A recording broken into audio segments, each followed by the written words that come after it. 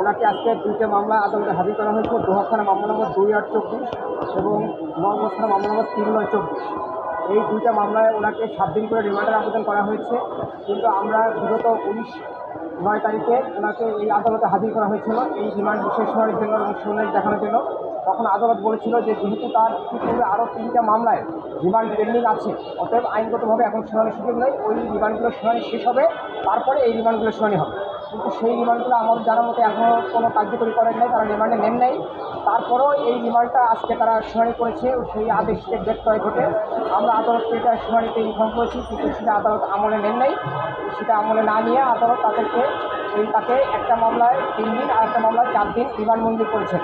আমরা এই আদালতের শুনানিতে বলেছি যে এই মামলাগুলো যিনি ভিকটিম তিনি নিজেই বাদী হয়েছেন এবং তিনি এই অভিযোগ করেছেন ইজাহারে যে এই আসামির বিরুদ্ধে উনি পরোক্ষভাবে ইন্ধন দিয়েছেন।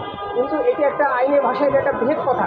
পরোক্ষভাবে কোনো ইন্ধন দিয়েছেন, কাকে দিয়েছেন, এটা সুনির্দিষ্ট অভিযোগ দিতে হবে, সেটা তারা দিতে পারেন নাই। আর ইজাহারে কে প্রত্যক্ষভাবে ঘটনা ঘটিয়েছে, কে বিস্ফোরণ ঘটিয়েছে, এটা সুনির্দিষ্টভাবে বলা থাকা সত্ত্বেও এই ইজাহার নামের আসামিকে আমাদেরকে রিমান্ড দেওয়া হয়েছে।